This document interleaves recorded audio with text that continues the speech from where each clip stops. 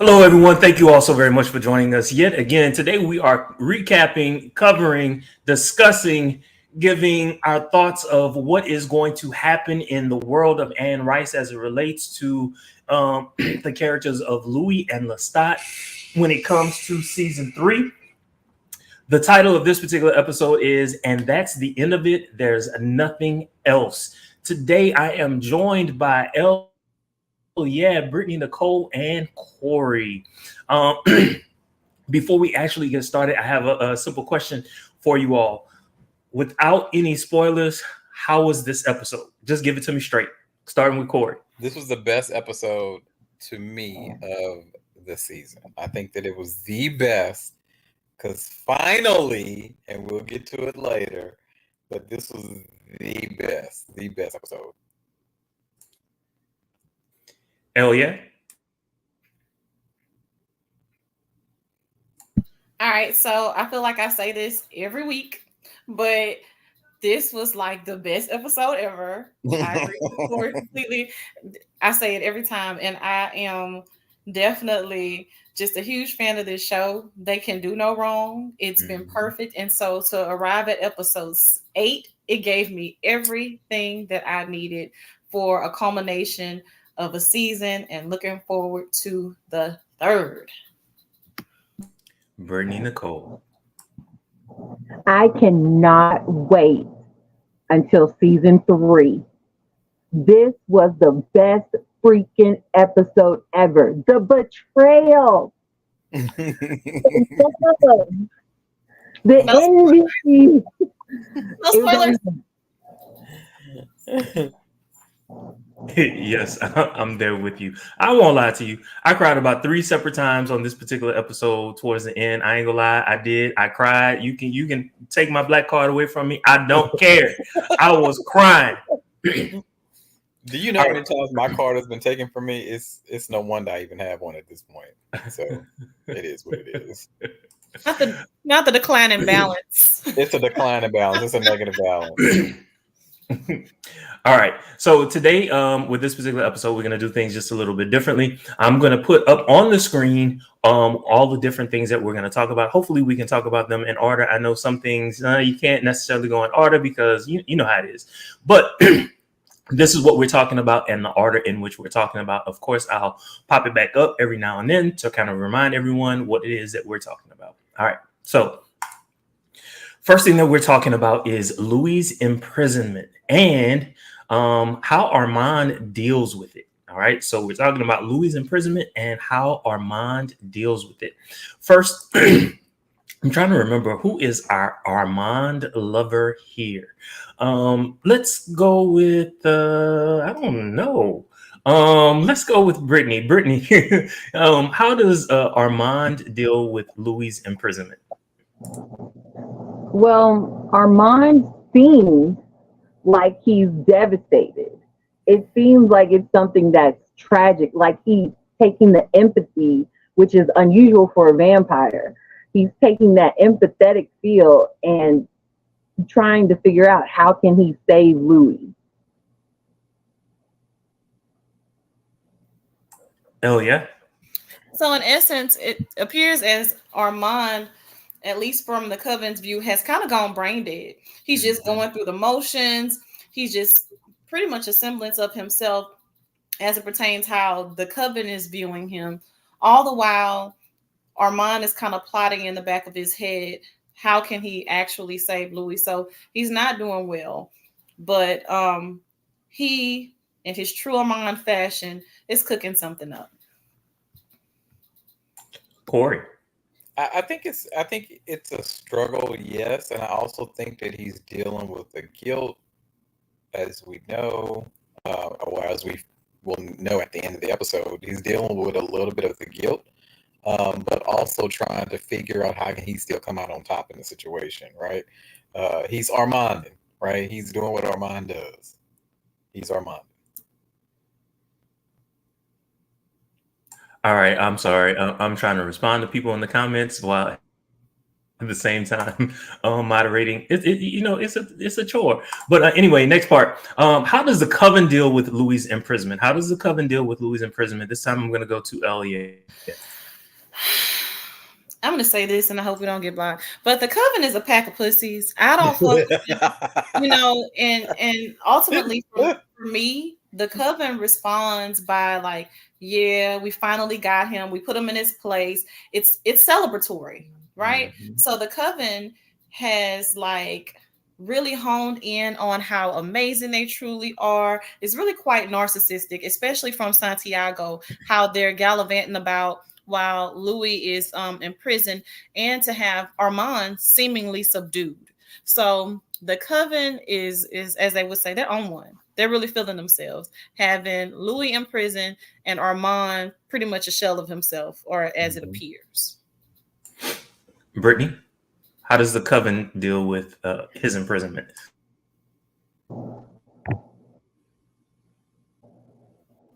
They seem excited. They seem hype as fuck. Like, haha, bitches, got you. They seem so dope about what just happened. They do not care. They give no fuck. Corey? I agree. I see a comment by Isis. She said that the coven is racist. I am not sure if it's racism, classism, or what in terms of the vampire community. But as we've been talking about throughout our comments and talking about that subtle hint of how we feel like the change in the race of the characters, how that's affected the plot line of the story a little bit. And I can say that, yes, I probably think there maybe is a subtle hint of racism because of the time period and where they are. But also, I will say that they are happy. They're excited. They're on top of the world. How short-lived. That was funny. All right. So moving on. So now we're dealing with Louis' revenge. Number one, his plotting. This episode dealt with a good bit of Louis' plotting. We already know how he was released from his tomb, for lack of a better word. But also, once he was released, he immediately went to, well, there was a couple of things that he did even before he plotted. Let's go with Corey. Corey, can you please tell us about Louis' revenge? So, when I had to rewind or kind of rewind a little bit when I was kind of watching the first parts of this, because I was trying to figure out, was it really plotting or was it mania? Like a little bit of mania had set in with Louis a little bit, kind of with the grief and dealing with the grief and his loss, but also automatically thinking, I'm gonna get you, sucker, right? I'm gonna get you, right? And then we see how he rebuilds his strength by killing the people and bringing their bodies back into the crypt, and how he's methodically kind of going around. It seems like it's mania, but on the other hand, it's still very lucid in the way that he's plotting it. So it kind of pulls into question, is Louis a little bit crazy, or is he just that pissed off? You ever been so pissed off where you just kind of lose it for just a second? Is it that, right? Me too. I love that Onyx Crown. I love that meow scene. Let's go to yeah. I'm sorry. I'm trying not to cough in front of everyone. So I'll say this. Well played, Jacob. Yes. The lunacy was turned up to 1,000, and I appreciated watching it. So I agree with Corey. There was definitely some mania there, but to me, it kind of speaks to Louis' genius. You can be both. Mm-hmm. You can be manic and you can be genius all at the same time. So it was beautiful to watch him go through the evolution of going from just outright crazy and grieving his daughter to plotting his revenge and avenging her as well as himself. So for me, it was a beautiful combination of seeing Louis, I'm going to say evolution of his craziness to this point, but tying in that genius, I cannot talk today, y'all. I'm sorry. Genius piece in the very end, when you just think like, oh my God, he has absolutely left the reservation. Not quite. He is still there, still more lucid than you would think. Hold up. Did you say genius piece? I need you to describe for me what a genius piece is. Well, it's a double entendre, if you will. You can be a piece with your genius and have a genius piece. Okay, we're gonna leave that right there for right now. Let's stay. In the words of Louis. Yeah. Brittany.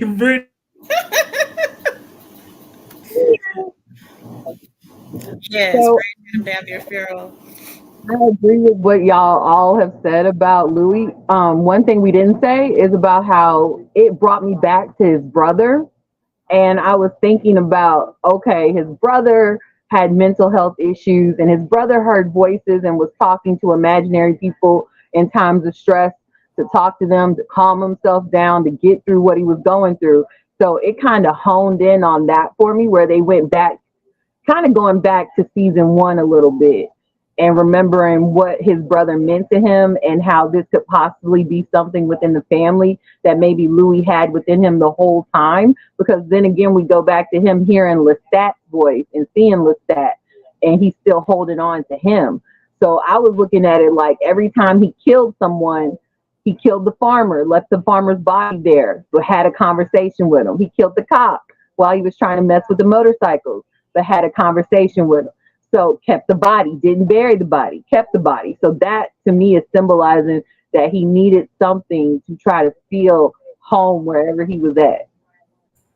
Love those points. I love those points. Or at least to keep him grounded, right? To just kind of keep him, even though he's kind of off the deep end a little bit, but just keep him a little bit grounded. It's amazing how even though he's experienced a change, it's kind of like when, like in most vampire stories, they kind of get younger, and we talked about this before, how they get more beautiful and more enchanting, etc. We don't really see that with this show. We just see the eyes change, but they do kind of stay where they are in their human form, right? So if he did have a little bit of schizophrenia or whatever, he still has it. It doesn't progress. It's not completely healed. He's stuck, right? I wonder if they intend that. I'm assuming they did. For me, psychosis is Louis' superpower. I don't see him more than at his best when he is going off the deep end. Like, seriously, psychosis is his superpower. Okay, great. So Awakened Soul Vibe says him holding the garden tool gave Candyman. Any thoughts? I agree. I feel like they kind of pulled in from some other horror pieces too, because I got a little Edgar Allan Poe in there as well. I did. I got that kind of dark, ominous vibe in there from Poe. So I agree with you. Awakened Soul vibes. Yes. I love that name, Awakened Soul Vibes. I love that.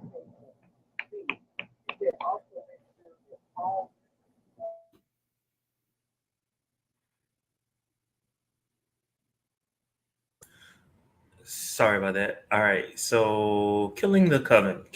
So Louis has plotted his revenge. He thought about what he should do, what he shouldn't do. The farmer gave him advice. He revised the advice. He made it better. Um, Brittany talked about some of the things that he did to plan for his revenge. But now what I would love for us to do is actually talk about the killing of the coven. Ooh, ooh, ooh. Corey, what are your thoughts? So I loved how I reveled in the part when he burned the coven while they were sleeping. Like, that was my favorite part, other than Santiago, of course. I've been waiting for him to get him all season. But the part when he was just getting them while they were sleeping, they couldn't even run, they couldn't escape, right? It was the best part of it. And then eventually when he got to Santiago, that whole cat and mouse game that they played and that trick that he pulled in order to Well, hold on.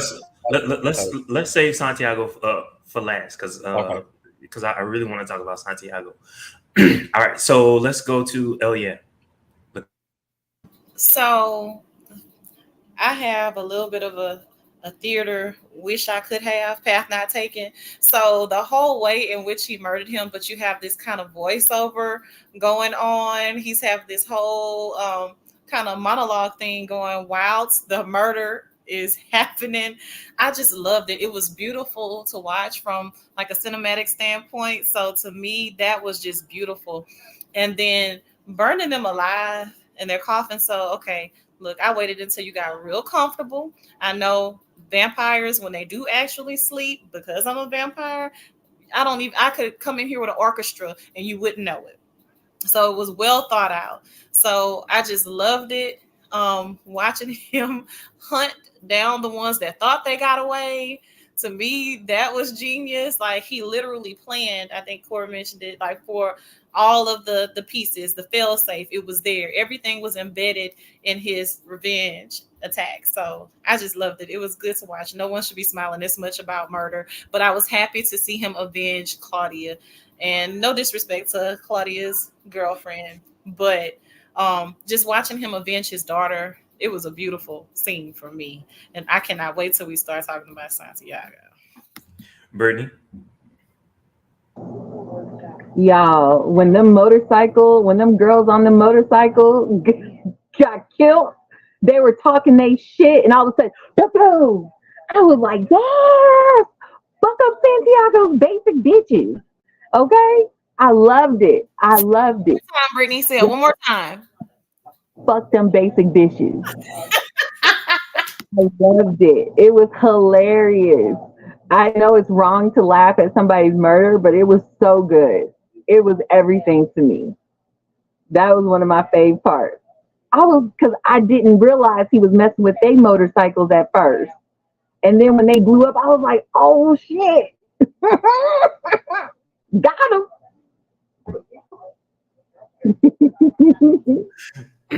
All right. So the next part is basically Santiago. And since Corey, you started, why don't you start with Louis' revenge on Santiago? So I think it was the best part about it was when during the chase scene, it was kind of like the give and the play, like the talking, because they could kind of hear each other, kind of talk to each other, and they could kind of interact in a way. And it was the cat and mouse part of it, right? That's what made it the best. While Louis was kind of giving Hunt, right? He was still plotting and planning how exactly and what moment he was going to kill Santiago. So it was kind of like it showed that he was an aggressor, or he could be the aggressor, as we know he can be. But they did not know that. They took him for the fool, right? And to their detriment, right? Oh, yeah. So I'm going to come at it from a poetic standpoint. The repetition. Come to me. Like, and then he goes in and he's going for the jugular, like, okay, I know your maker, really felt this about you. Oh, this was your real name, Francis. He's taunting him. I love it. It is like, okay, if you've ever played sports before, trying to psych your opponent out, getting in their head to throw them off their game. He did an amazing job of mental gymnastics with Santiago. So I'm watching it and I'm like, oh, he gonna get you. You took Louis to play with. You should have learned when he snatched you by your tongue that first time for trying to play with him. But now he in your head and he on your ass. I love it. So for me, it was like watching a boxing match. It was like watching the NBA finals before it got stupid. But anyway, long story short, I loved the repetition piece, as well as, like Corey says, the cat and mouse, the playing the game. Like, it was just beautiful. And I wanted Louis to get Santiago so bad. It gave me almost everything I wanted. I almost hate that it didn't last a little bit longer, but I'm a little greedy in that way. Like, oh, that was so good. I want another round. I need a refill. But it had to end at some point. But it's what it says. So it was amazing. Like, okay, Francis. Yes, Awakened Soul vibes. Francis. You call Santiago so bad. You ain't nothing. So, yes, I'm going to stop rambling because I could talk about this piece forever. It was so good. It was so good. Brittany? It was amazing. Y'all are so right. That scene was too short, in my opinion. I think they could have drawn it out a little bit longer.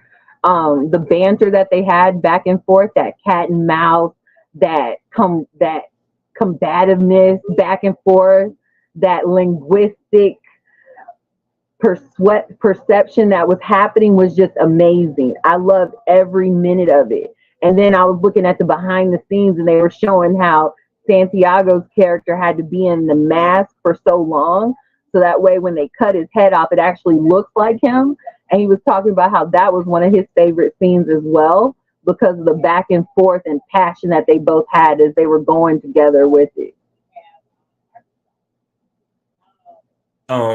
So me, someone who has read the book, I had to go back. I read the book again. They had some of the dialogue, not all of it, but some of the dialogue came straight from the book. Even the part where Louis kicked his head came straight from the book. And you remember what Louis said when he put his boot on Santiago's head, and he said, "I was like, yes, there's a black man." I was excited. I was excited for that. Also, the truck driver or the cemetery worker, he played the part of the truck driver. He said some of the same things that the truck driver in the book said. So it was nice to see, that callback to the books. So I do want to go to Awaken Soul Vibes. He says, "I'm so glad he embraced his dark gift." Any thoughts about that? Let's go to Elia first. So no spoilers. We're not there yet. I want to begin with the end in mind and fast forward to what came a little bit later with embracing the dark gift, with the conversation piece that happens later. However, I will say that, again, Louis does well whenever he doubles down on his lunacy. That is his superpower. So embracing his dark gift, operating in what gives him the intended results, I'm here for it. I absolutely love it. He's no better than when he's that dark version of himself. He is Lestat's fledgling. And you see that too when at this part you really see the influence in being around Lestat when Louis starts to come into his own, right? And this is what we wanted from Louis for the whole time that we've been watching. Instead of seeing his misery, constantly being played out over and over again, we So actually woe is me. start to revel in it, right? And I'm gonna get you, right? I'm gonna get you, and I'm gonna use what I got to get you. Brittany, bring us on. That trench coat that he wore was everything. Okay? Y'all know when he went with the Beyonce wind coming through with that trench coat? It reminded me of Belle Biv DeVoe, Ralph. You remember Ralph in the video? Did he have like a pompadour or whatever? Like, what did you go? A Gumby? I was about to say, It was like kind of like this on like a high top, but it had like a little angle to it. Definitely Lord, telling our age. Bobby Brown. Every little step I take, yes, that you will be there. Okay, y'all. And so he, that's what he reminded me of. But him embracing his dark side was powerful, because the only other time I've ever really seen him embrace his dark side is when he's defending Claudia. Remember when back at season 1, when him and Lestat got into that big old fight and they were throwing each other across the room? He was trying to make sure he was like, my daughter is back. I want to be with my daughter. And so now we're seeing him standing up. I wish it was more of him standing up for himself brings out the dark side, instead of him always having to only do the dark side when somebody he loves is hurt. That's something that I wish we can see more. And I think I don't want no spoilers, but I think moving forward, we will see more of that. All right. And we are about to move to the next part that I wanted us to talk about. But real quick, Corey, can you address Isis Blue? So I think that I agree. I think it's just that passion that takes over Louis, and when he goes off, he kind of taps into a little bit of his past, a little bit of that hood, a little bit of that thug comes out in him, right? And he just kind of overtakes him, right?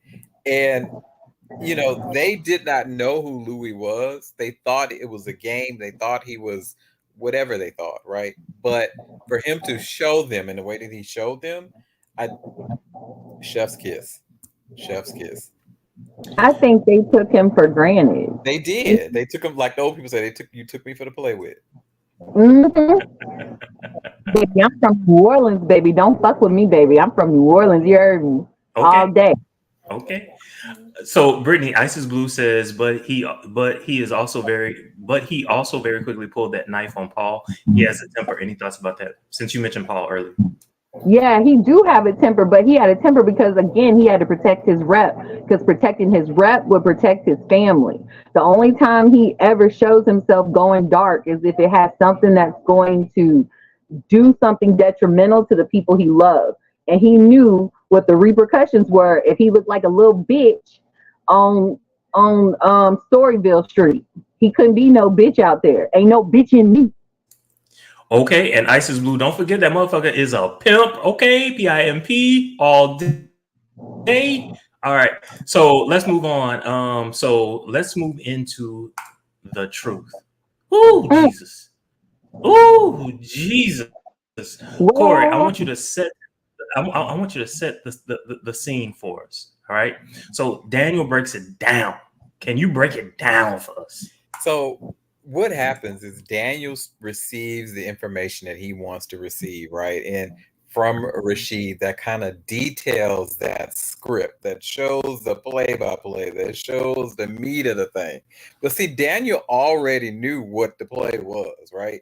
He just was trying to get Louis to see it and to understand it. Daniel never thought and never believed Armand from the beginning in the way that Armand was manipulating Louis, because he saw through that, right? He saw through that from the very beginning. He saw through it.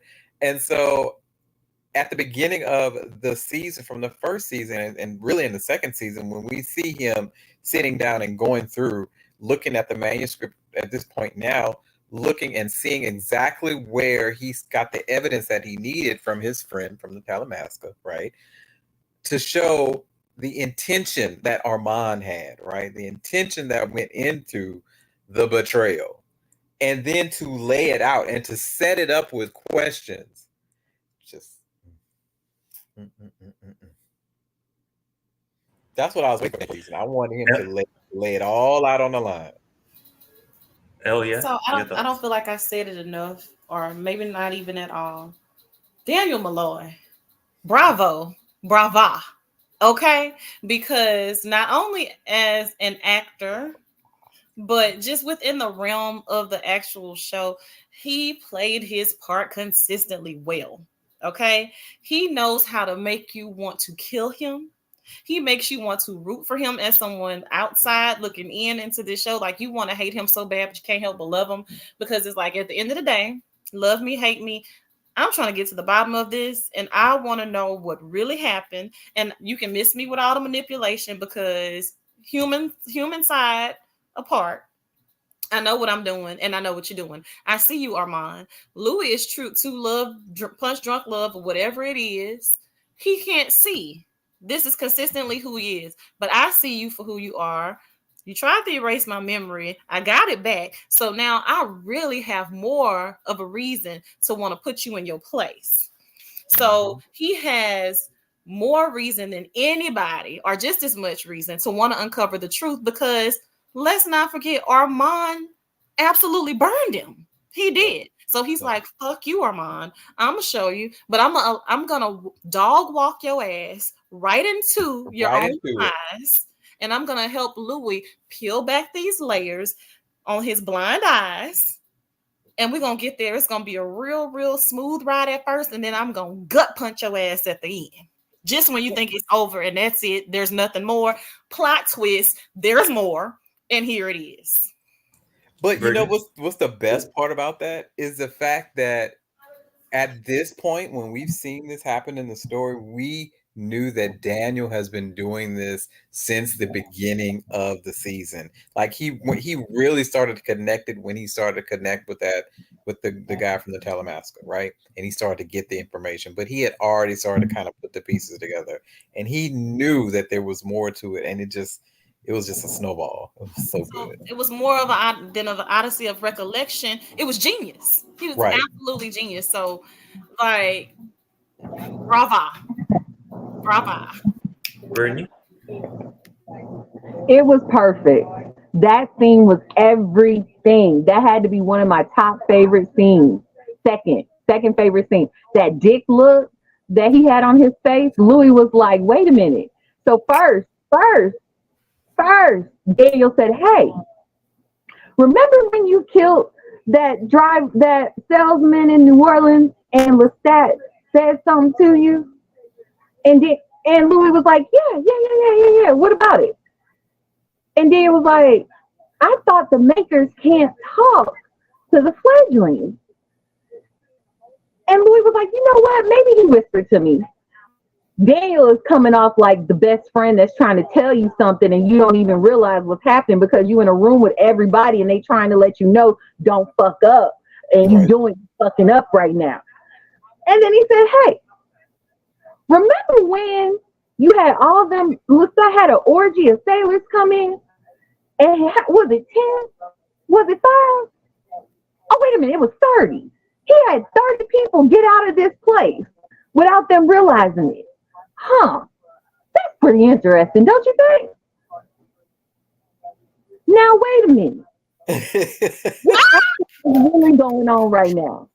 And then here comes Louis looking like, huh. And then Daniel pulls out the motherfucking Telemascus script and puts it in his face and say, here, bitch, look. You still don't understand what I'm saying? Bitch, here in your face right now. What else do you need? He been stringing you along. He been playing you. Playing in your face. He's going to look at Armand and say, I don't know who the fuck you are, Armand, Aron, Aaron, whatever the fuck your name is. You've been fucking over me this whole time, bitch, and I know it. Boom. I loved every part of it. Every part of it. It was my shit. He's sitting there, mouth open, looking stupid. Like he you know, it's the hubris of Armand, right? He just knew that he had everything sold up. That I mean, who is Daniel? You know, exactly.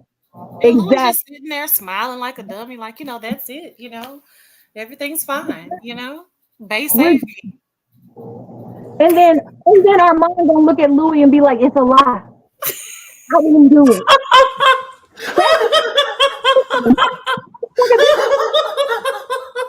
That's the best you got? It's a lie? It's a lie. No. It wasn't. That's not true, baby. Fuck boy. Ultimate fuck boy. Oh, but when they was trying to have that private conversation, when he got up from that table, I could have dropped on the floor. When all you heard was the doo-doo. Speaking of, hold on, y'all. Get out, Daniel. Get out right now. Get out. Get the hold on, y'all. We got a whole slew of comments. I was holding one comment. I wanted everybody to go because this person had a real insightful thought that I wanted to save until the end. This is Hey, it's Kiki. I think it's all a matter of perspective. Louis was constantly portrayed as the victim, at least I think in his own mind. It'll be interesting to see from the stats perspective next season. What are your thoughts about that one? He kind of jumps ahead, but I thought it was important considering what we were talking about. What are your thoughts about what Hey, it's Kiki has said? So I think it's Kiki. I think it's exactly what we saw earlier this season, right? How two different people, even though they're in the same situation, can perceive and can tell the same story and have a different outcome of the story, right? We see that with Louis' perception of the way that their fight over Claudia happened and the way she was turned, and then we see Lestat's telling of that same story, and they were different. We know that the truth is somewhere in the middle. So I think what we know is that Louis kind of has a little bit of brain fog sometimes around how things happen and around his emotions and how he feels and how he reacts to things, right? But I don't think I would say that Armand has been messing with his mind the whole time. True. That's basically what it is. That's why he has no idea or concept of what actually happened, because so much of what Armand has kind of fucked around in his head, he can't tell what's real, what's not, right? So he all turned around. So, but I think perspective will show that Lestat is not really portrayed the way that things actually happen, and at least my perspective. Hell yeah.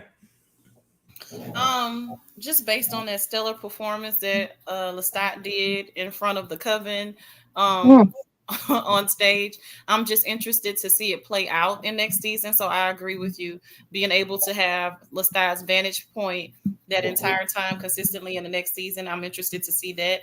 I do believe that Louis is consistently digmatized, so his Odyssey of Recollection looks a little bit different because the minute minute that thing get put on him, then he go brain dead, just like Claudia said.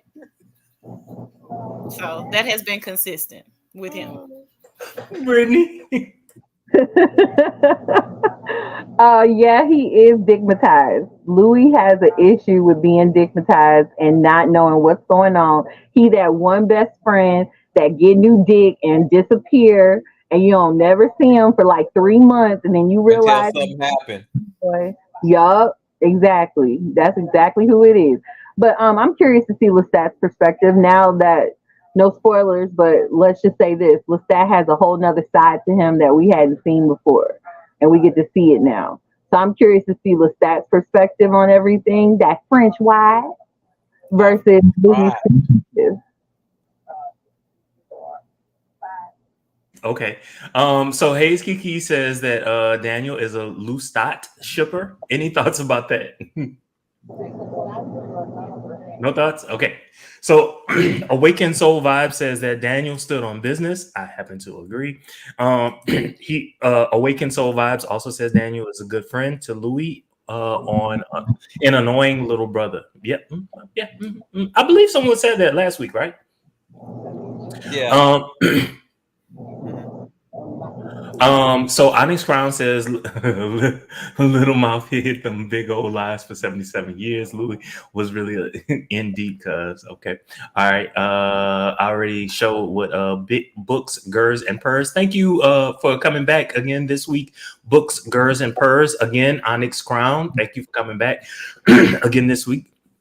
Daniel for the win.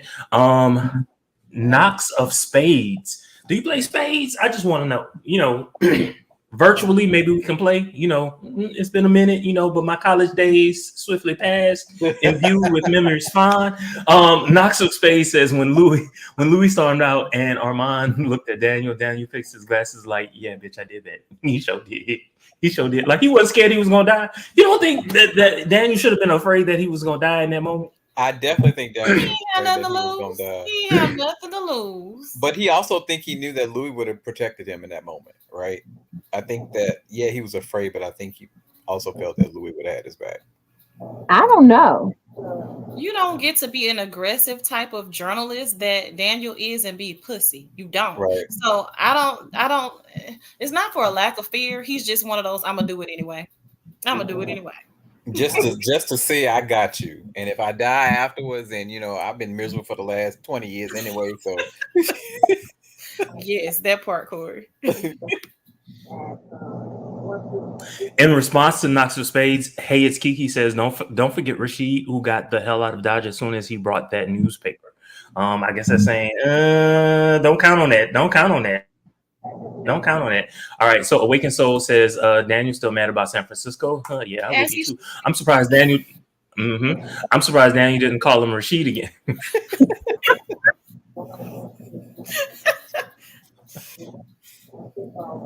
I kind of feel like Rashid has a bigger part in the story. I had a bigger part in the story than I think that he was a part of the Talamasca, or he is knowledgeable, or he knows something that's going on. I kind of feel like Rashid knows a lot more other than just being a waiter in their situation, right? I just kind of wish they would kind of explained a little bit more about Rashid. Aren't the Telemascus going to have their own shit? Yeah, but likely they're gonna have like a different storyline. Yeah. So Onyx Crown says, flashing them fake sad hellhound eyes weren't gonna work anymore. Yeah. Armand. That puppy dog sadness where the mouth is turned down. It's like, You pretty, but mm-mm. All right. So Awaken Soul Vibes says Daniel could have dipped out, but he was being nosy. Was being I ain't gonna nosy. lie. But wouldn't you I want ain't to gonna stay lie. around after you kind of dropped the bomb? Wouldn't you want to kind of see how things turned out? I would have been at the door. I would have been at the door listening.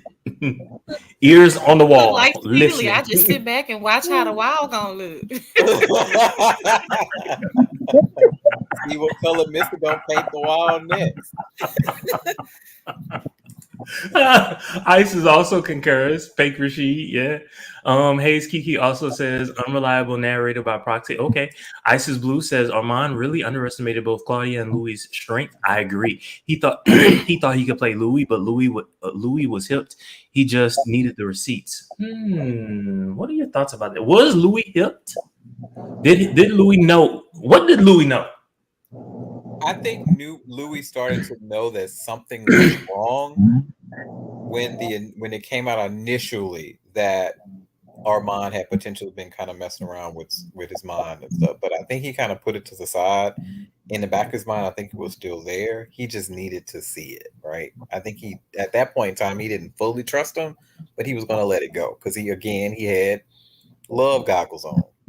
But you got to think about it. Whenever he was plotting to kill the coven, mind was in his mind talking to him telepathically. He was asking him, "Did you save me?"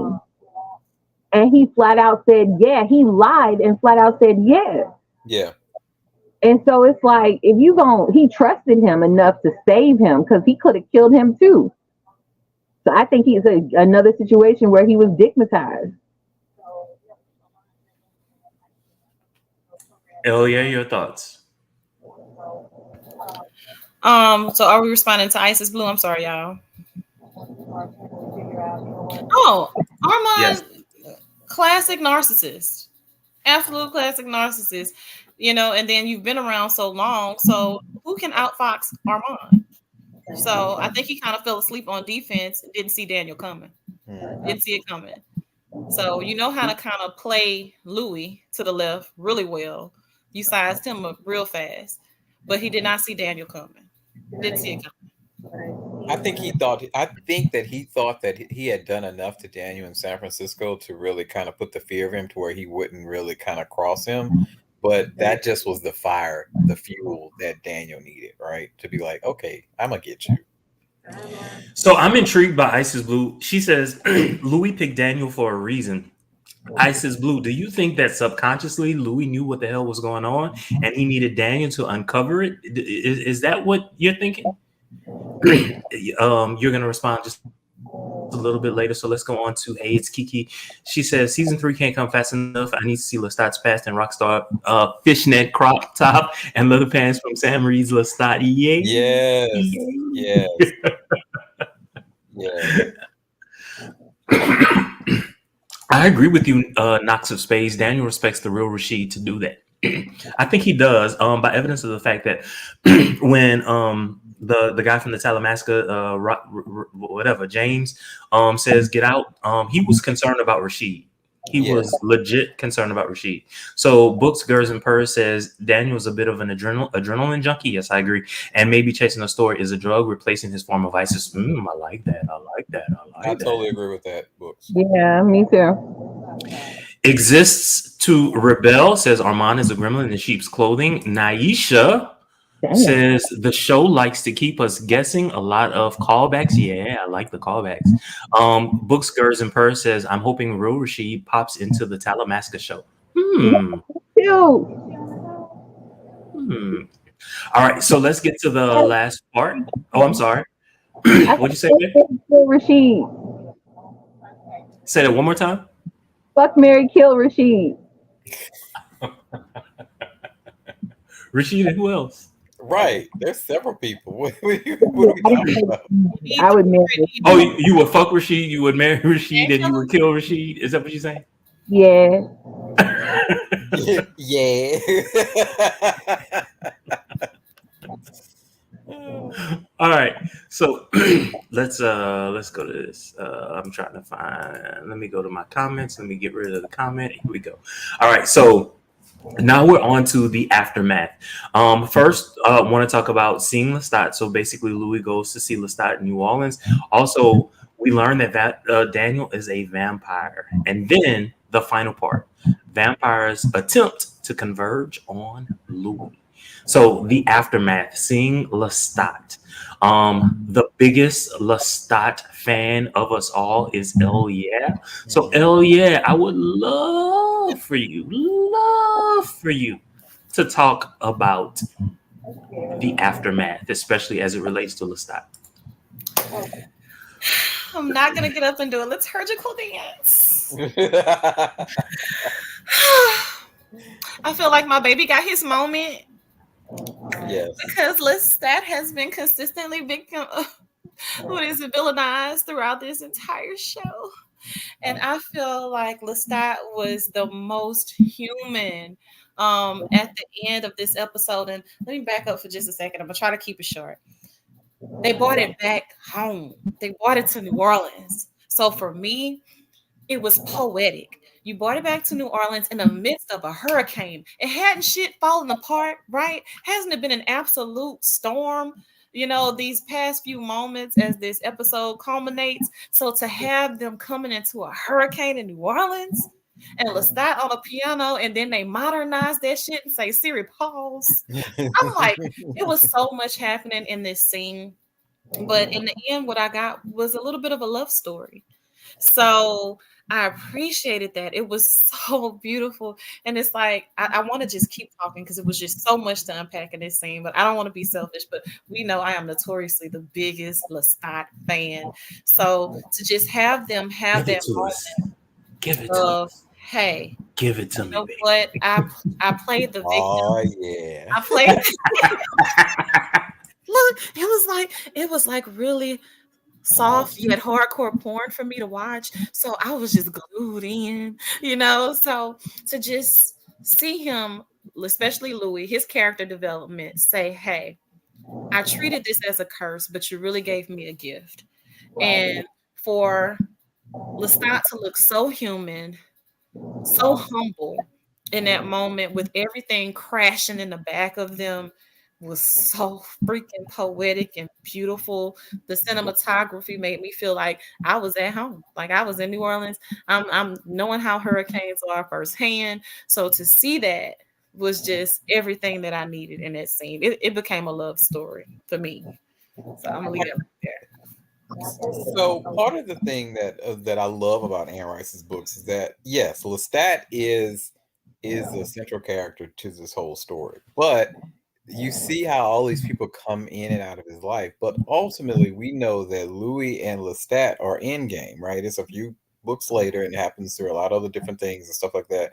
I like how the show kind of sped that up a little bit. While they didn't immediately get back together, we can see that if there's a season 4, right? That after season 3, you'll see Lestat Louis in and out of Lestat's story, but then you'll see them back together in present time in a better way. And I love how they just they started the journey together. It was rocky.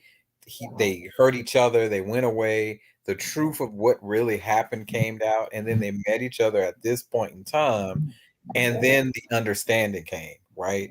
You know, I don't think that they really had an opportunity to really understand each other and their feelings and what was actually happened. They just was seeing and feeling, but not really understanding what was the other person's point of view. And I really think that they needed Armand and all this bullshit to kind of come in for them to really kind of understand. Yeah, this is what really happened. I think Armand was the catalyst to them getting to that point. I really do, because if there had not been no Armand, then there would not have been Lestat saying, "Tell him that I love him." The realization that it's more than this, right? It's more than just a flash in the pan romance. Brittany? Yeah, y'all are both right. Both y'all's perspectives are on point. Just to add to it, the first time we see Lestat in the flesh, No, not that. Please continue. Please continue. Okay. Hey, Kiki. She said something in the comments, and that's I cried. I ain't gonna lie, but please continue. No, let's go to Kiki. You want to show? Yeah, come on. Yes. Oh. That was the part, y'all. I didn't cry when he said that part. It was like he couldn't even get it out. He was like, He "You could. hurt yourself." He knew the date. And What he was it? knew when he September did it. 8th. He said September 8th. 1973. 1973 at 11:07. It was 9:07 your time. Like, He knew it. That must be a Virgo.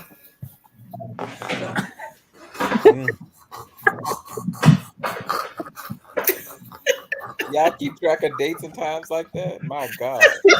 if it matters, if it matters. Oh, Lord. Yeah, I totally agree.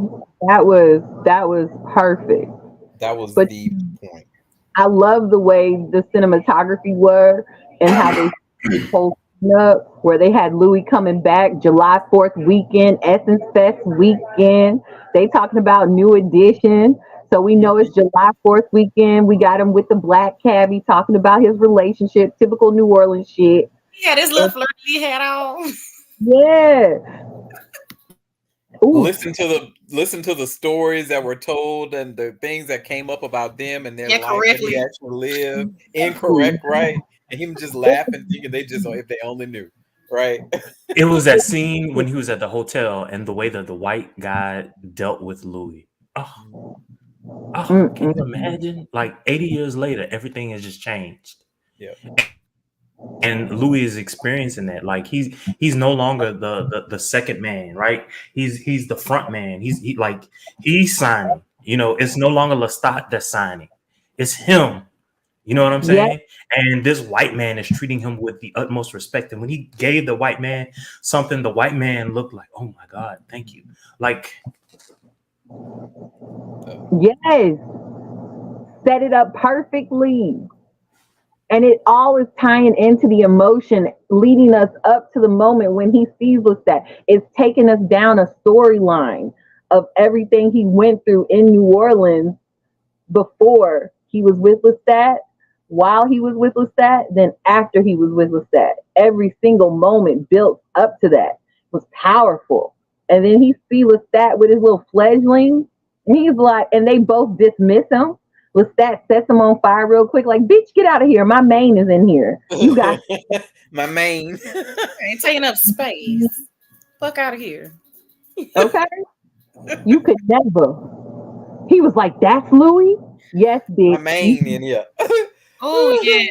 I love it when Lestat said New Orleans is she is me. Yes, they got me too. I loved it. Yes, I like that too. I'm going to my baby hometown. That's why I'm going to live the rest of my life. And going back to the fledgling comment, the fledgling said it like, that's the one that you've been pining over all these years. Yeah, he did.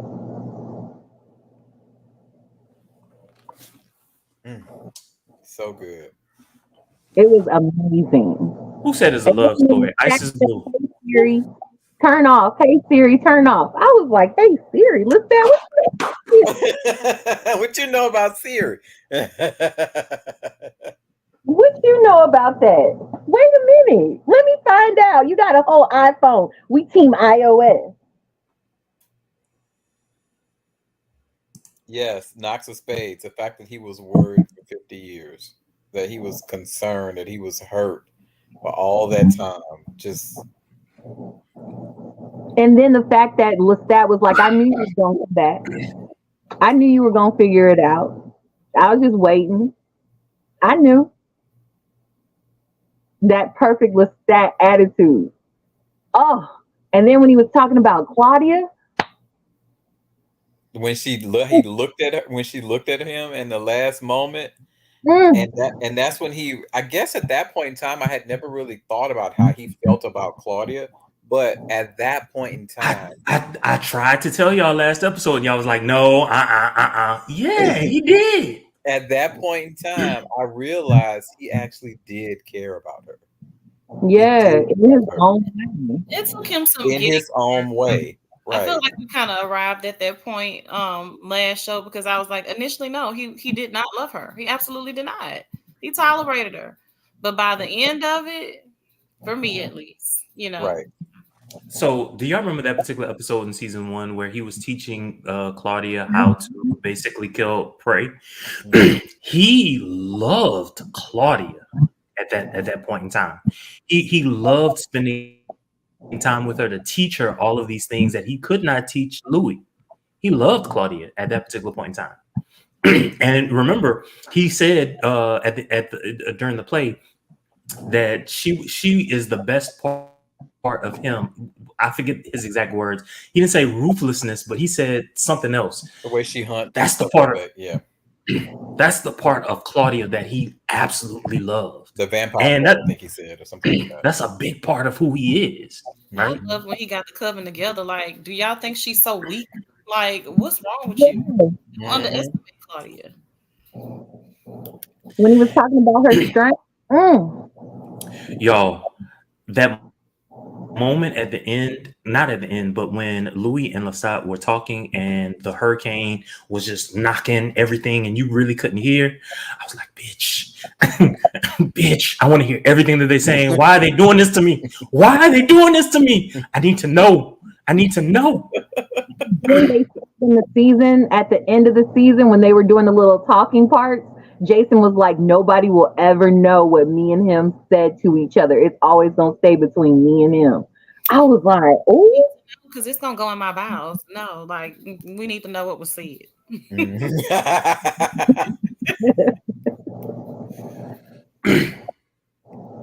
Oh, I love this. Naisha says Louis and Lestat are different aspects of Anne. She had to reconcile them because they are her. She took us in a journey through her grief and the craziness of her own marriage and life. Yeah. And Wow. her belief system, Naisha. Her belief system, the questioning of Christianity and et cetera, et cetera, et cetera. I think really is a full representation of who she is as an author and a person. I agree. So Naisha says that Lestat canonically is a Scorpio. That's all right. That's all right. We love water signs. That's all right. So Awakened Soul Vibes says that chapel scene was a gothic wedding in the first season. I love the reconciliation. Did you hurt yourself? Lestat is a Scorpio. My tear ducts hurt. I ain't gonna lie. That whole scene, I was crying. That was one of the best scenes in the whole show. That did you hurt yourself? That part. Honest Crown. Have I'm y'all sorry. noticed turmoil scenes? Like the most love and passion that you see between Louis and Lestat from season 1 when he turned Louis was tumultuous.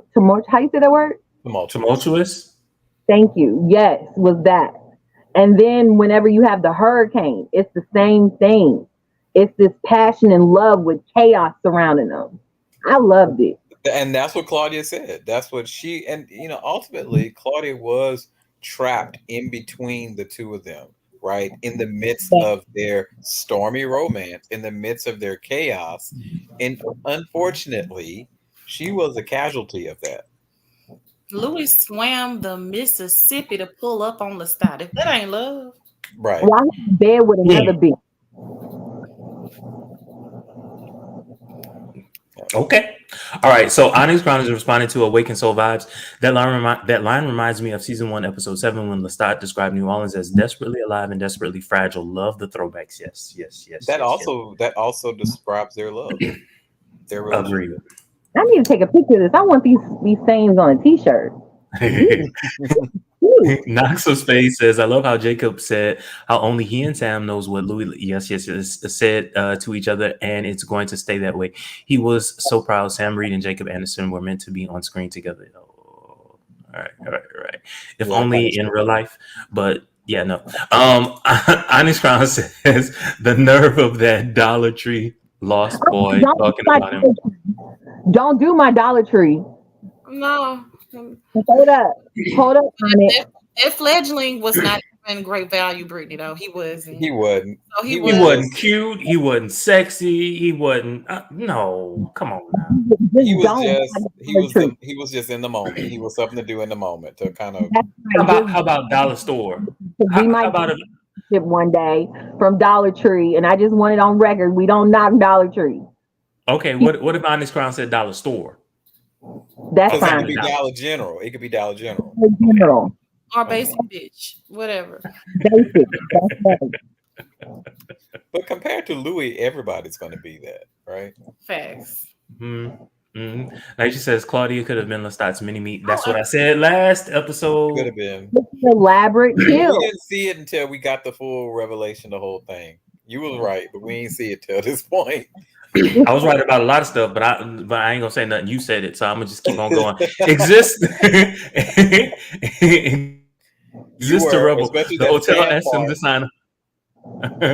The hotel asked him to sign a liability waiver for the hurricane metaphor for relationship. This time, Louis going into the relationship with his eyes wide open. Are they going into a relationship? I don't We think shall he's going to see. go into a relationship. I think this next season is going to be about Lestat being single and really kind of pushing the envelope of the vampire community. And I think Louis is going to be there. I don't think they can probably put him as a background character because everyone loves Louis. But so it's going to be a little bit different from the books, but I think they're going to weave it in just like they did these first two seasons. You know, and I was thinking about that. I came to a similar conclusion as you, Corey.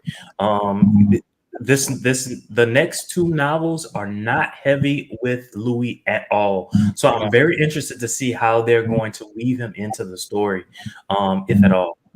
So Isis Blue says Claudia was not an easy child. She was keeping body parts and reckless. She turned on him. Awakened Soul Vibe says Lestat taught her how to hunt, drive, play chess, and piano. They were too much alike. The Brad Pitt. The Brad Prince. Okay. Exactly. That's how Anne Rice described him. As a Brad Prince. Isis Blue. We couldn't hear it because it was about the intimacy of those two. Okay, sorry. Do we know about the sometimes sexuality of the two actors? I'm sorry, say that again. Do we know about the sexuality of the two actors? Because they have a lot. Both are straight. Okay, clutch some pearls. Louis, I ain't gonna lie. When he was in House of the Dragons, I was like, He's in House of the Dragon? not House of the Dragon. Game of Thrones. Okay. When he was in Game of Thrones, I was questioning him.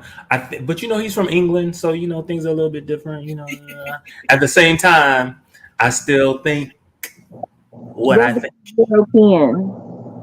Yeah, they're European. And Sam Reed is Australian. So sexuality means different things to. Oh, he's Australian. Yeah, he's Australian. Ooh, he's like Eric Northman. Okay. Oh, y'all remember when in season 1 y'all said he is no Eric Northman? I don't remember saying that.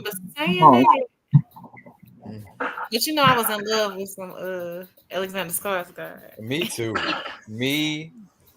I love him. True Blood. That's a sexy man. Y'all, it's so okay. So let's, you know what? We have a lot of comments. But we need to finish.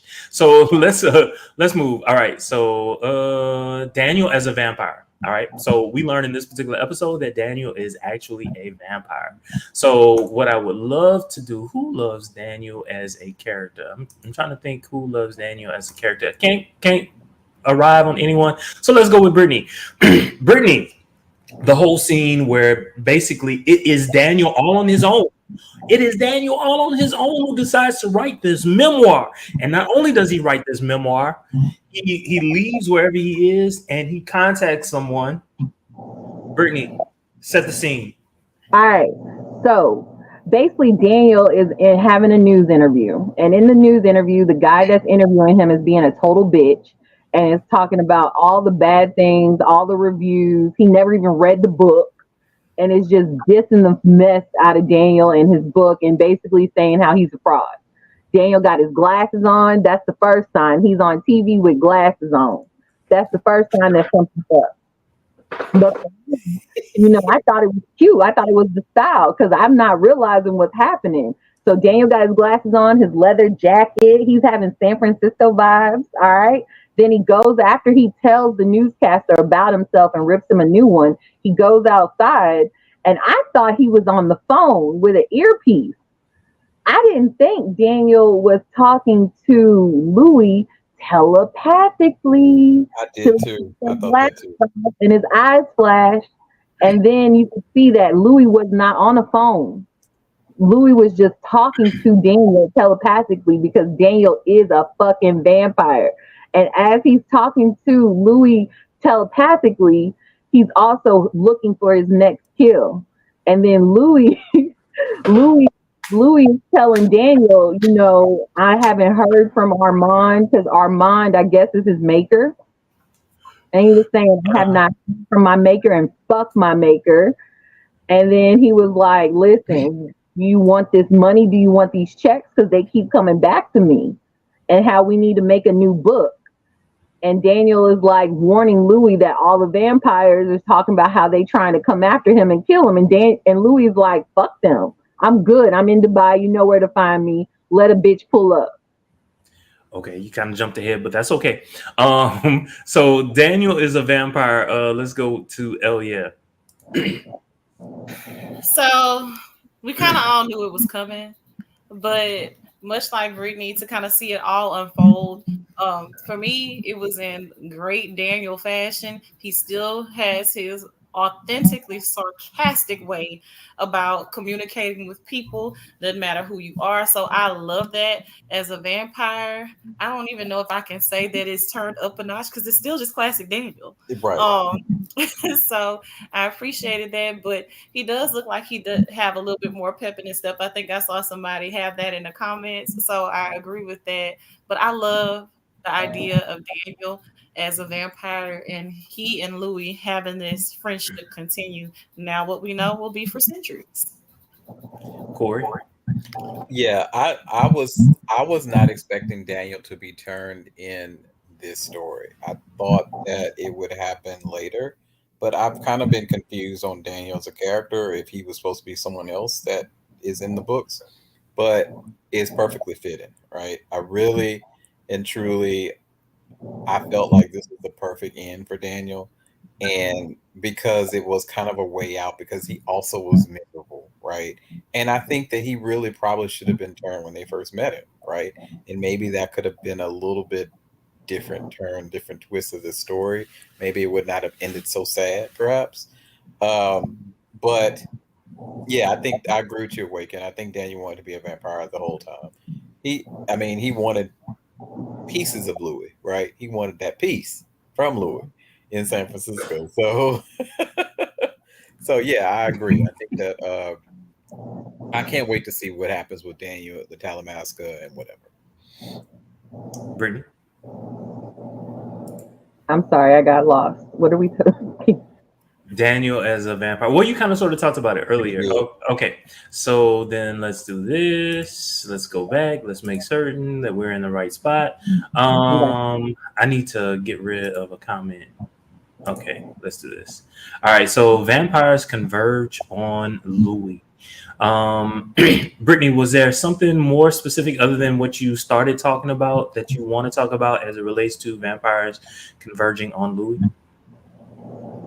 The only thing I want to say is I think it was really interesting that the vampires are able to communicate telepathically and not push out anybody. It's like they have a whole group text, a group phone call, and everybody's in the group meet.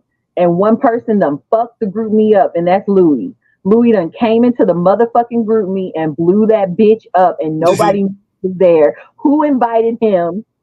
He shouldn't have been in this bitch. I didn't add him. Did you add him? Oh shit, it's Louis. And he said, pull up on the bitch. Pull up Dubai address and be human. You really want to come kill me? You can come kill me. You ready? And gave his full address too. Said, I'm in the penthouse. I'm at the top. I got windows. My door is unlocked at all times. Mhm. On the night, bitch. What the fuck you gonna do? That's what he said. That's that Storyville coming out. Yes. New Orleans to the day he died. And we also know that he's had the blood of 2 really strong vampires. So it's gonna take a lot for somebody to really try to, they can't really touch Louis, right? They don't want right, Naisha, they don't want none of that smoke. They don't want it. Literally, they don't want that smoke. Well, there's something that I want to say, and I want to save it for the very end. And for those of you all who have read the books, you know that what we're seeing right now is not how things are going to play out. No matter what we saw, you and I both know that is not how things are going to play out. But for the sake of this right now, we just want to save that until the very end. All right. So Knox of Spades says, I love that whatever Sam Reed is asked about why the show is queer compared to the film, he's like, huh? It's in the book. I appreciate that he's so baffled how that's even a question. Your thoughts on about that, Corey? I think we are in a time right now where anything that's seen as overly black, anything that's seen overly queer, or anything that's promoting feminism is automatically seen as being woke. And I think that's just coming from a segment of the population that does not want to see underrepresented groups in the spotlight or shine in a show that's successful. And I think that's just kind of where that comes from, right? Where we are, unfortunately, in society. Brittany, I want you to respond to this. Here I go.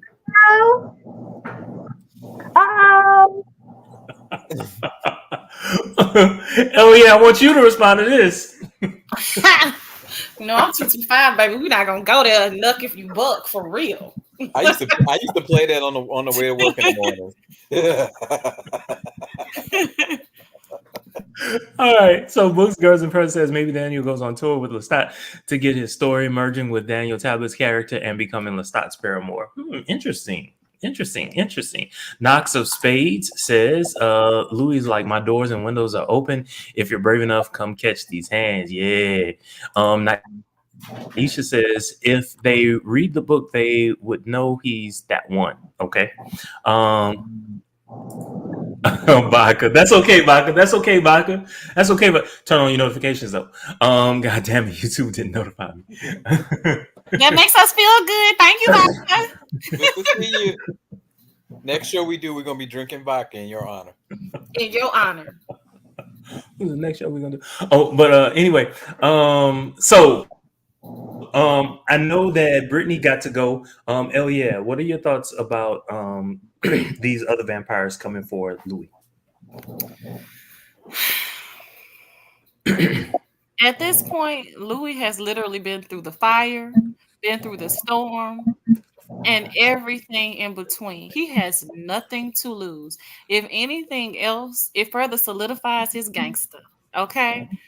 Pull up. What that's gonna do? Okay, you a goon. What's a goon to a goblin? That's fine. You see me. I'm in here with my pseudo sunroom, putting my feet in the rocks, having a good time. So here's where I am. You know what to come get me. So I love the nut drop from Louis. I absolutely love it. And to me, it still remains consistent with what I said. Louis' lunacy is his superpower. I'm going to keep saying that. He's crazy. At this point, he don't care. He don't care. The other point, too, is that he's finally shed the miserableness of Louis, right? Because in the book, there does come a point in time where he kind of accepts who he is. And give or take, right? So I think that's in this story, it's the same thing. You know, we just getting it a little bit earlier. That boy, how you doing? All right, so Naisha says that dress and the portrait of Paul, not to mention the penthouse now having color furniture. Yeah. Oh, I did notice the dress. Thank you, Naisha. Claudia's dress. I got pieces of me actually in here. Because before you didn't see that. And the portrait that he finally put up. Yeah. You didn't see that. Probably Thank you for bringing that up. That's true. Oh, my bad. I'm reading, but I'm not. Okay. So exists to rebel. There's no way Louis and Lestat don't get together in season 3. Veered off from the book already. Louis and Lestat are in game. I Okay. think they are in game, but I don't think that. I don't know. It depends if they anticipate us getting a season 4 or season 5. I think that they're going to build up to it to be, That was just created in my head. If they do. right. It's fine. At this point, whatever they give, look, let me. So this is my opinion. Y'all can jump down my throat if you want to, but these 2 seasons, season 1 by itself was better than the entire movie that we got. Seasons 1 and season 2, even though it doesn't It's different stick from the book, with Anne Rice's work, It's maybe true to because it's sentiment. visual and I can see it, but it surpasses her book. It does, and I loved her book. My opinion. All right, so Naisha says, "Who are you, Louis? Without me, without him, who are you?" Corey. I think Louis is finally kind of understanding who he is, and that's why I don't think that they're going to be building a relationship in season 3 because they want to establish Louis' independence. And again, season 3 is going to be about Lestat, the vampire Lestat, right? So I anticipate that we'll see, much like how we didn't see as much of Lestat these first few episodes of season 3 in the way that we thought. I think it'll be the flip, and we won't see as much as Louis. We will see him, but not in the same way that we saw him the first 2 seasons.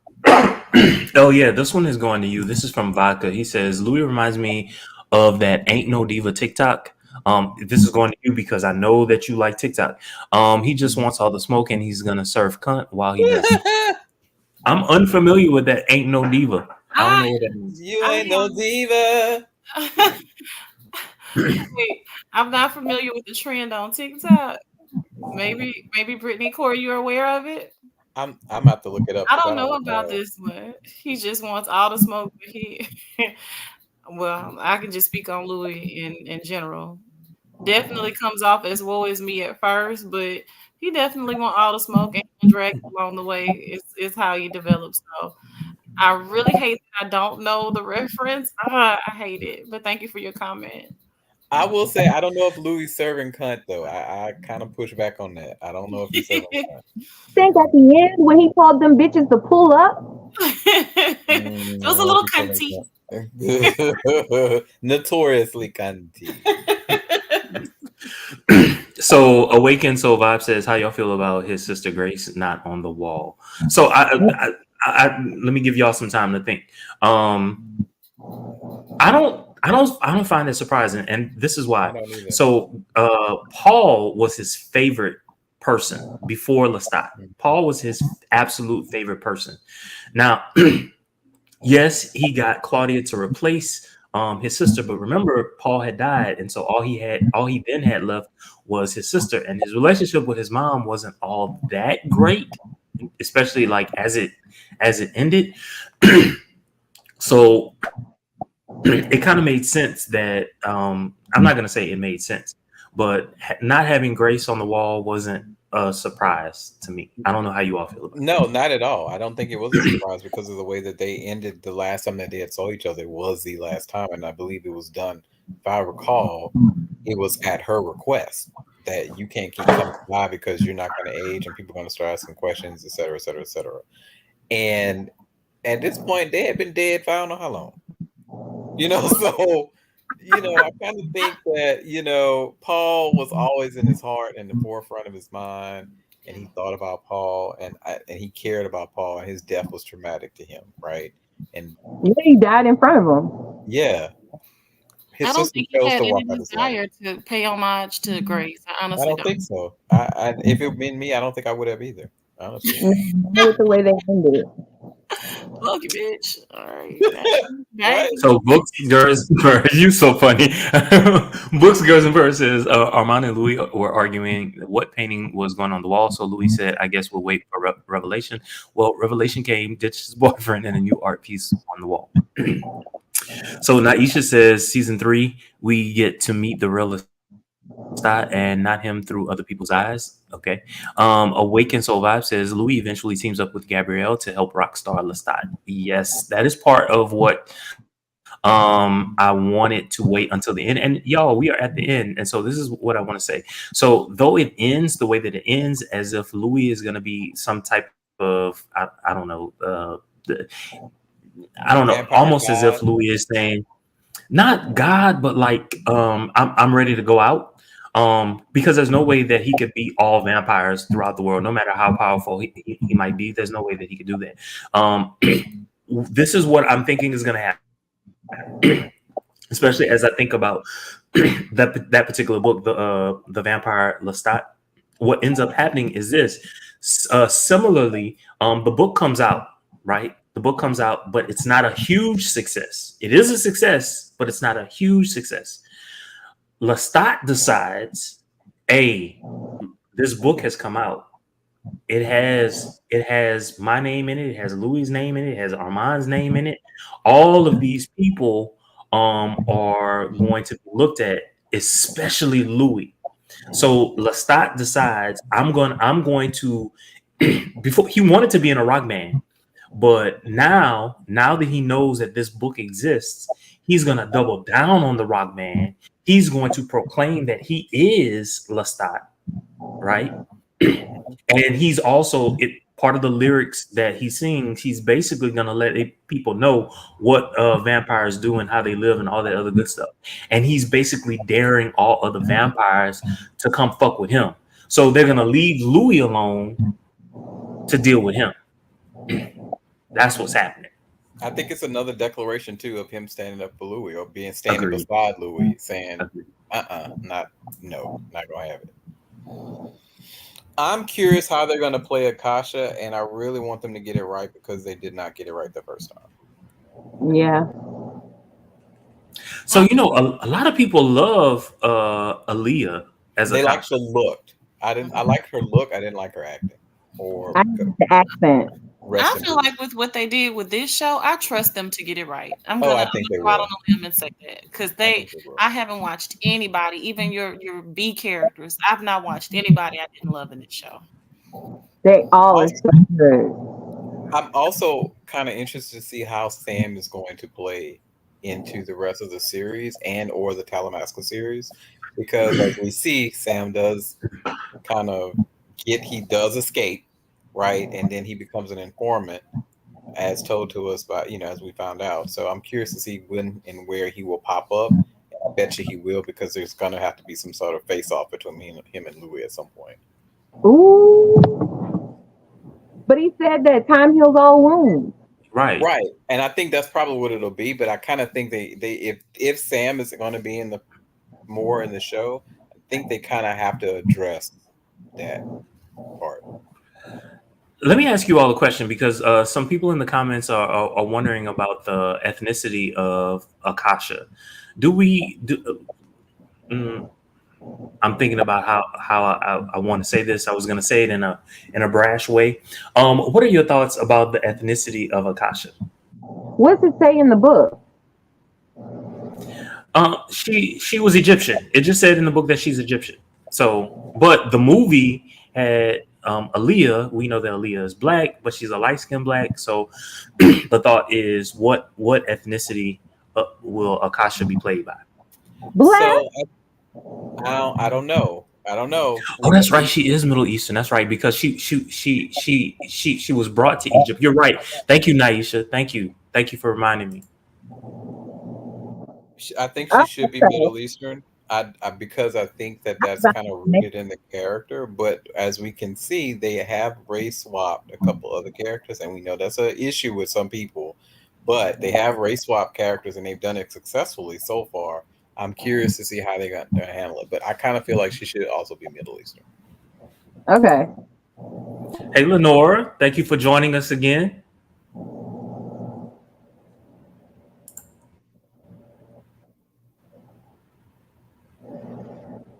Vanity Denise Matthews. Oh, Vanity. Vanity from one of Princess Girl.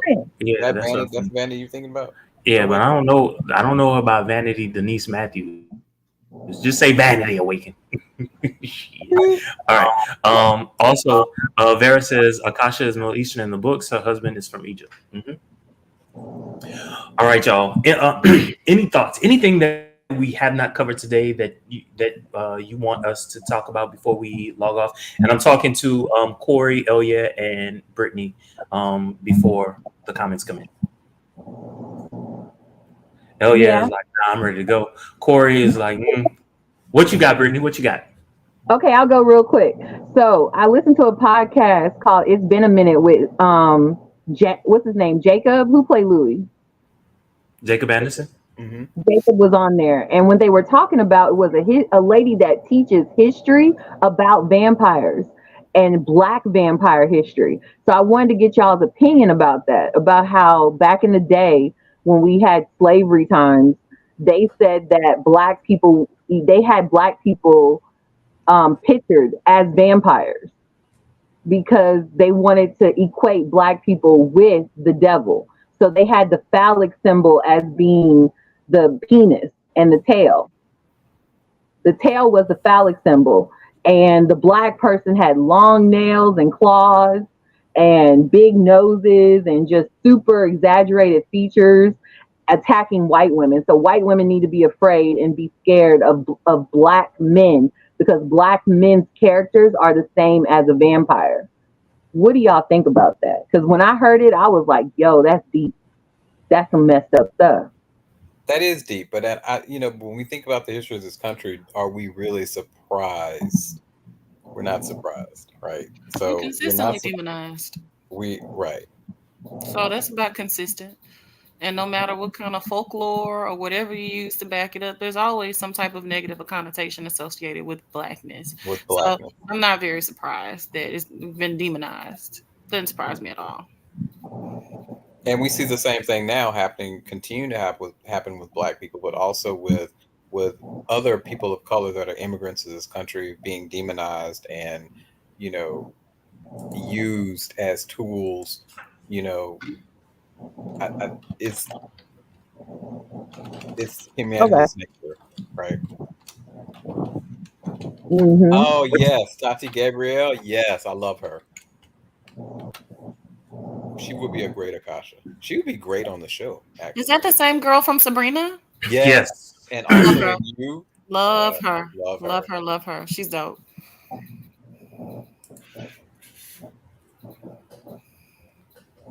That's all right.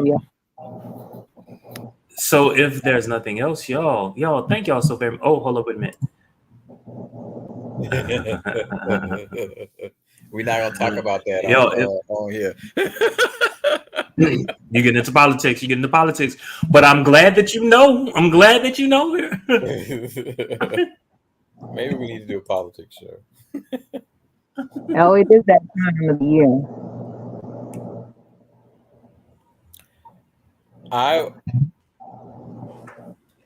would love to kind of see cancel culture. I would also like to see kind of how they do the play on modern society as it relates to the atmosphere of the United States, as we kind of see the issues in politics and the rise of white supremacy and all that kind of stuff. I would love to kind of see if they can infuse some of that into the show, just how they tackle it. Not necessarily saying it has to be a part of the show, but how do they tackle those modern issues in a show like this? Well, that's going to be super dismissive.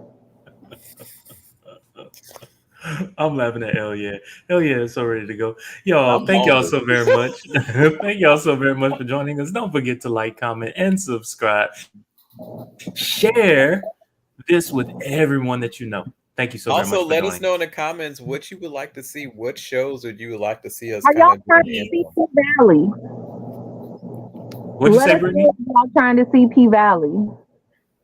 I'm done, Elia. I'm sorry. Y'all are awful, by the way. I just want to know if the people want to see P Valley. Give us some suggestions. Sci-fi, not supernatural fantasy. We're open. Just let us know what you want to see. Thank y'all, Onyx Crown. I don't like evil. I'm sorry. But I love From. I love From. Oh, I love From. It's a mind fuck, kind of like Lost was, but it's so good. From is amazing. I like Evil. It's just Yes, the girls get naked. that's Alicia. We may have to do P Valley when it comes back, but in the interim, It starts July 5th. Domino Day? I've never heard of it. Me either. We'll check it what out. do you We'll guys check think it about and it's Super on Scrub? AMC Plus. Okay. Domino Day. out. Okay. All right, yo. It's Black Witches in the Coven. Okay. Oh, so Vera has also seen it.